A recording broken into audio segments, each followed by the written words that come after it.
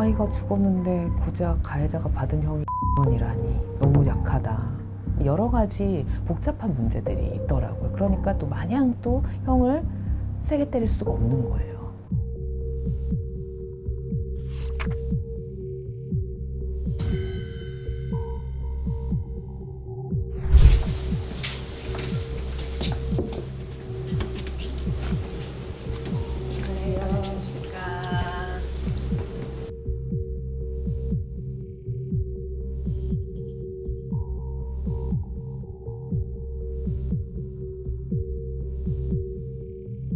울산의 아동학대 계모 사망사건, 살인사건이죠. 살인사건하고 칠곡 아동학대 사망사건 두 사건을 한국여성변호사에서 지원을 했었거든요. 울산 아동학대 사망사건은 소풍을 가고 싶다는 아이를 무차별적으로 발로 밟아서 결국은 장기가 파열되고 그 다음에 갈비뼈가 17개 부러져서 그로 인해서 이제 갈비뼈로 인한 장기 파열이 돼서 사망한 사건이었는데, 계모에 의한 살인 사건이었는데, 처음에는 언니가 얘가 동생이 말을 안 들어서 때리고 발로 한번 찼더니 얘가 죽었다, 이렇게 이제 거짓 진술을 시킨 거죠. 왜 하늘 나라로 가는 줄 알아?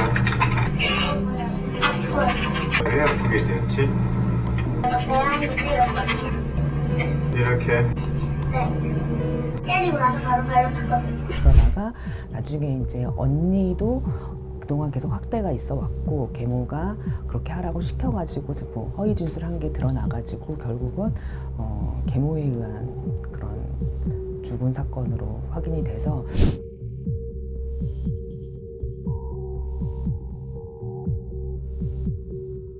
그때는 학대치사죄라는 게 없었어요. 그때는 그래서 상해치사죄로 판결이 나왔죠. 살인죄로 의유를 해야 되는 거 아니냐라고 해가지고 저희도 계속 의견서를 제출했고, 다양한 많은 국민들이 거기에 이제 탄원서라든지 진정서를 내면서 의견을 피력을 했는데, 살인죄 고의를 입증하기엔 좀 부족하다라고 해가지고 결국은 공소장 변경이 이루어지지 않았고 상해치사죄로 처벌이 됐고, 상해치사죄의 그 법정형 자체가 너무 낮으니까 그런 문제점을 보완을 해서, 그러면 학대치사죄, 이제 아동학대 특례법을 신설을 하면서 처음으로 제정을 하면서 거기에 학대치사죄를 넣은 거예요.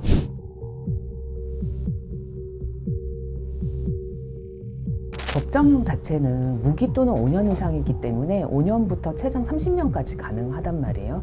근데 문제는 법원의 양형 기준이 살인죄 양형 기준과 그러면 똑같이 해야 되는데, 살인죄는 고의고 학대치사죄는 고의 플러스 과실이잖아요. 사망에 있어서는 과실로 사망을 했다는 거기 때문에 양형 기준 자체가 좀 더 훨씬 낮게 되어 있어요. 그러니까 이제 법감정상, 그리고 실질적으로 아이가 받을 고통, 고의는 입증하기 어렵지만 어쩌면 더 큰 살인으로 인한 그런 고통, 똑같은 고통을 받았을 것이고 살인죄 못지않는 행동이었는데 왜 이걸 살인죄가 아닌 학대치사죄로 해야 되는지에 대한 공감대가 형성이 되지 않고, 또 어린아이라는 그런 특징이 있기 때문에 성인을 뭐 가슴 한 대 때린다고 해서 뭐 치명상을 입지는 않지만 나이가 어릴수록 가슴 한 대 때린 것도 되게 치명적일 수 있잖아요. 근데 아이 몸속에서 이렇게 장기가 파열돼서 사망에 이를 정도면 그거는 살인의 고의가 맞다라고 많은 전문가들이나 법조인들이 이야기하는 것이죠.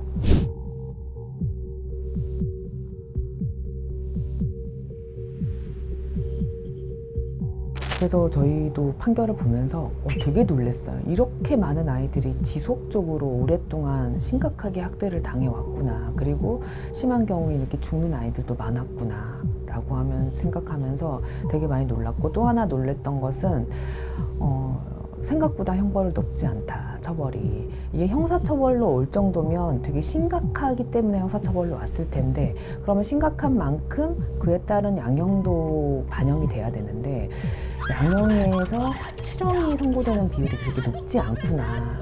그러면서 왜 이렇게 실형 선고가 높지 않을까에 대한 의문점을 갖게 됐어요. 10년 나오는 건 진짜 잘 나온 거더라고요. 5년 나온 경우도 있었어요. 아이가 죽었는데? 네네. 그 정도로 낮게 나오기도 하고 5년, 10년, 뭐 7년, 뭐 15년 나오는 경우도 있었고, 너무 약하다, 너무 너무 많이 봐준 게 아닌가 막 그런 안타까운 마음도 들었었죠.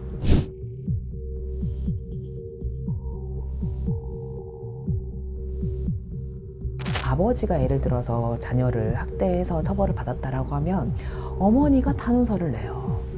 선처해달라고. 그리고 아이를 설득해서 아버지가 너로 인해서 처벌받으면 안 되지 않느냐라고 해서 또 아이를 설득해서 뭐 아이 스스로 내는 경우도 있겠죠. 근데 보통은 이제 한쪽 부모가 또 아이를 설득해서 너도 아버지 용서한다고 편지를 쓰자라고 해서 하는 경우도 있고, 뭐 진심으로 쓰는 경우 당연히 있겠지만, 그러다 보니까 탄원서가 제출되다 보니 법원의 입장에서는 그 부분을 고려를 안 할 수가 없고, 또 문제는 학대를 가하는 많은 비율이 그 경제력이 있는 가정의 경제권을 쥐고 있는 사람이 학대를 가하는 경우가 많단 말이에요.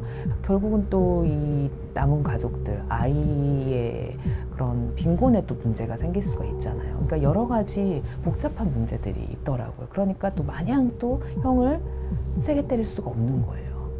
아동학대로 신고가 되면 모든 사건이 다 형사처벌이 되는 게 아니에요. 처음 신고가 됐을 때 그 가정이 잘 관리가 됐더라면 분명히 발견할 수 있었을 거예요. 정말 책임 없는 발인 것 같아요.